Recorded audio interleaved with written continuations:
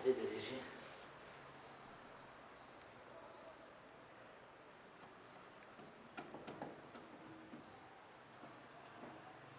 Geri koşacak da kadar.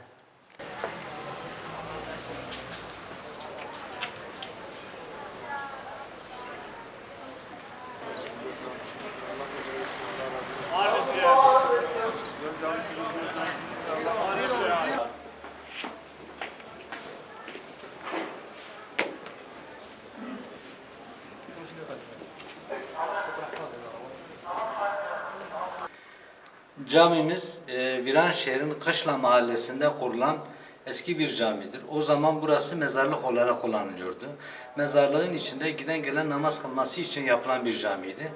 O gün şartlarında büyük yapılan bir camiydi. Ancak işte yılların geçmesi, tarihin ilerlemesiyle, bu etrafındaki mezarlıkların olmasıyla yer yer gördüğünüz gibi çöküntüler meydana geldi.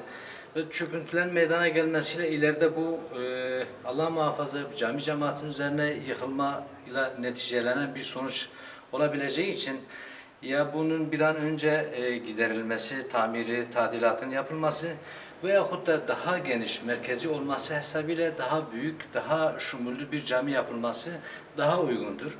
Yerimiz mahalle gittikçe genişliyor. Genişlemesi itibariyle esnafların büyük bir çoğunluğu bu camiyi kullanıyor ve günde sabah namazları hariç hemen hemen günün 4 vakit namazı hınca hınçta oluyor, taşıyor.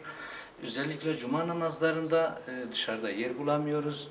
Yazın yağmur ve soğuğun altında, kışın yazın sıcağın altında, kışında yağmur ve soğuğun altında namaz kılıyor cami cemaati.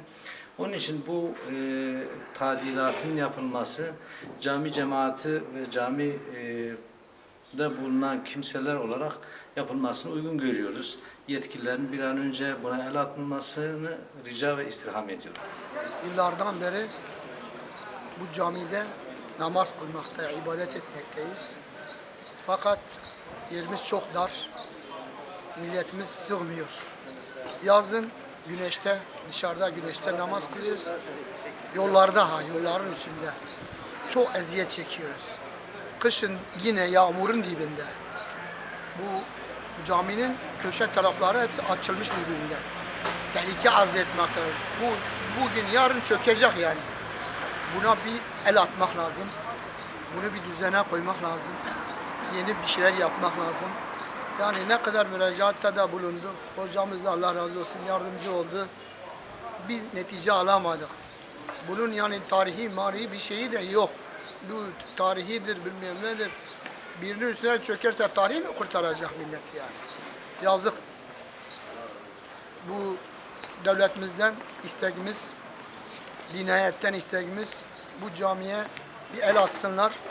Gereken parayı biz bile veririz. Zaten dedem burayı başlatmış, dedem yapmış. Dedem Yüzbaşı Osman Efendi ilk maaşıyla burayı başlattırmış. Orada kitabede yazısı var. O yazımızı da yalnız cami yapılırsa yine eski yerine koyacağız inşallah. Bu büyüklerimizden yardım bekliyoruz. Bu Viranşehir Kale Mahalle halkı, Kışla Mahalle halkı adına bu istirhamımız odur. Bu kendimi bildim bileli bu cami var. Yani köşe tarafları hep su çektiği için birbirinden ayrılmış. Yani taşıyıcı şeyleri çatlamış hepsi. Yani yıkıldı yıkılacak. Yani yıkılmasını mı bekliyorlar yani? Birinin üstüne yıkıldıktan sonra yapılır. Ama o zaman mabalını kim çekecek? Yazık. İstirhamımız bir şeyler tehlike arz ediyor zaten. Birinin canı yanmadan bunu bir halletsinler. Maalesef camimizde hem çökme var hem de yıkılma söz konusu. Böyle insanların parmakları içinden sıkabilecek kadar yarıklar vardır. Bir an önce bu tehlikeyi görüp el atmalarını istiyoruz. İnşallah daha güzel camimize, çevremize ait örnek bir cami yapılır. Güzel bir cami yapılır. Bu tehlikenin önüne geçmiş oluruz inşallah. Camimiz küçüktür. Camimiz eskidedir. Duvarlar hep çatlamış. Bütün devlet ilkilerine bu bir duygun olsun. Yani bize yardım etsin, bizi camiyi iyi yapsınlar. Bize bir imkanları işte Cumhurbaşkanıma arz ediyorum.